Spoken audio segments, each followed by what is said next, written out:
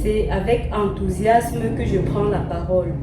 Je salue très respectueusement les organisateurs de cette grande manifestation scientifique d'ICOMOS, les partenaires, les experts ainsi que les participants en ligne et sur place à Azerbaïdjan. Je suis Nono Hélène Diane, docteur en sciences politiques, chercheur en études africaines, gouvernance de la santé et politique genrée. Je viens du Cameroun, de l'université de Douala.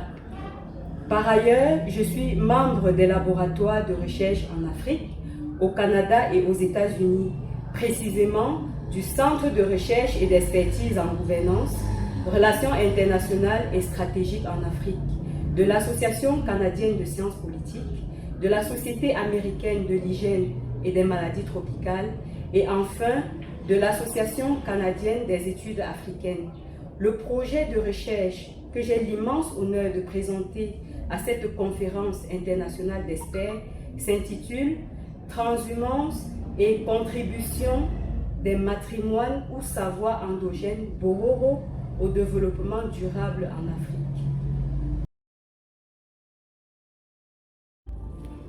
Le principal enseignement à tirer du dit projet de recherche est que la transhumance Bororo, bien que pratique complexe, offre des leçons précieuses sur la gestion des ressources naturelles, la capacité d'adaptation, la résilience et la coexistence entre différents modes de vie. Elle met également en lumière la nécessité de trouver des solutions durables pour concilier les besoins des éleveurs et ceux des communautés agricoles, tout en préservant la diversité culturelle et environnementale. Au regard des études empiriques, l'une des caractéristiques précieuses du pastoralisme de transhumance Bororo demeure le pouvoir du savoir, l'amour du savoir. En réalité, ces pasteurs n'entretiennent pas fermement des relations d'opposition avec le modernisme. Ils sont prêts à acquérir de nouvelles compétences si celles-ci servent leur pratique pastorale. C'est le cas par exemple des traitements vétérinaires.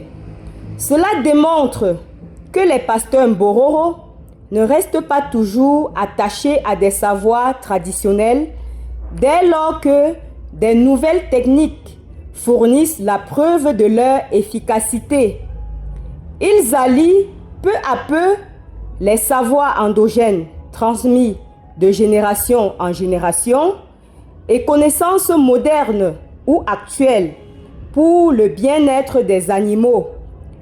Toutefois, l'adoption des produits vétérinaires par les Bororo est souvent freinée par des obstacles en termes de disponibilité, de prix et de qualité douteuse. Soulignons également, pour le marteler, que le pastoralisme, en particulier la transhumance, est au cœur de divers enjeux, d'où la nécessité de le sauvegarder par la mobilisation d'une synergie d'acteurs tels que les États, les organisations de la société civile, les partenaires internationaux au développement pour l'élaboration et la mise en œuvre des politiques publiques équitables et efficaces en la matière.